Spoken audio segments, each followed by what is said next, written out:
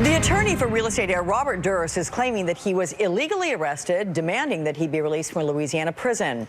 On Monday, Durst will be in a court for a bond hearing, and at this same hearing, his attorney will argue that he's being held without probable cause.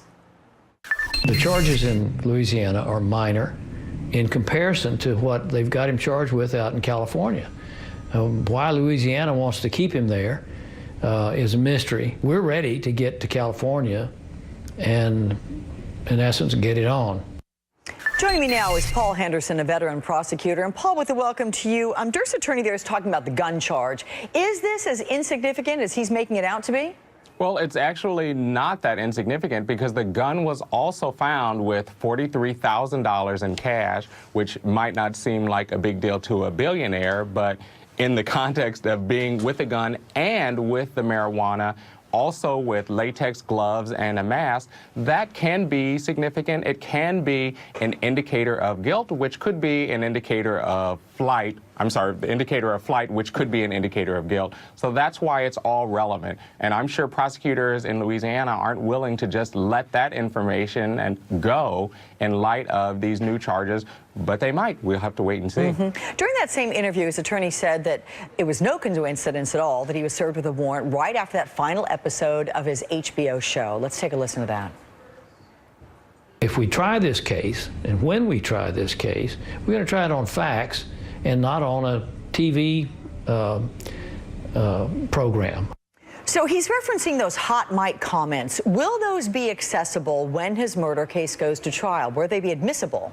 Well, I certainly, it seems clear on what he's going to be arguing is that they were an invasion of privacy and that his client had a reasonable expectation of privacy because he had withdrawn from the taping, as we saw from the tape, and had gone into the bathroom. But I would expect prosecutors would present an argument that showed that he had signed a waiver that indicated both specifically and purposefully that he was engaging in this taping process that had been going on for several months, so it should not have been a surprise. What I think may be interesting is if we have an argument being presented that these were excited utterances that were admissible independent of hearsay restrictions because he was reacting to evidence that had been shown to him as part of the investigation associated with the filmmakers. And I distinguish with the filmmakers specifically because they were not acting as agents of the police or investigators. They were doing their own investigation for purpose of this film.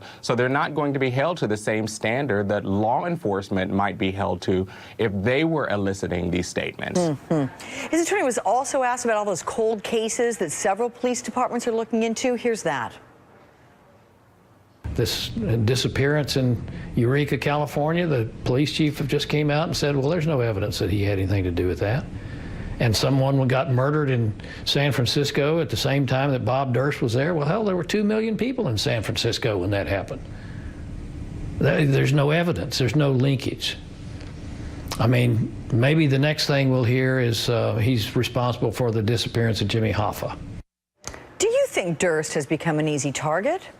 It's not that he's become an easy target. There's been controversy surrounding Durst and his behavior and his actions for years. But when we see the culmination of those statements and we see the culmination of that evidence all coming to a head with the comments that he made saying that he killed them all, I mean, it kind of puts a big bow on it and it makes it not an attractive nuisance, but it puts a tie-in of the investigations that have all been ongoing for all of these years. It's more than a mere coincidence. These aren't people that just randomly died. These are people that have been missing, that have died, that have been tied to him, that have been associated with him, that have been around his inner circle. And this is not an individual who has not faced murder charges in the past. And so, you know, it's going to be really interesting to see what gets presented at the preliminary hearing, which is going to be a probable cause determination, and to see whether or not he gets held over for felony charges,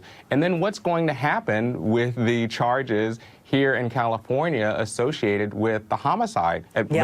just because you raised that issue, I just want to point out that these were ongoing investigations, so there had not been a previous arrest. There had not been previous charges in those 2 other murders. So there is no double jeopardy, and there is no restriction that just because the investigation had taken this long, or because one police officer or a police chief in some jurisdiction said that he was not the person that is guilty, that is not a restriction from charges being brought or for him facing homicide charges in these subsequent cases. All right, Paul Henderson, thank you very much for your insights. Appreciate them.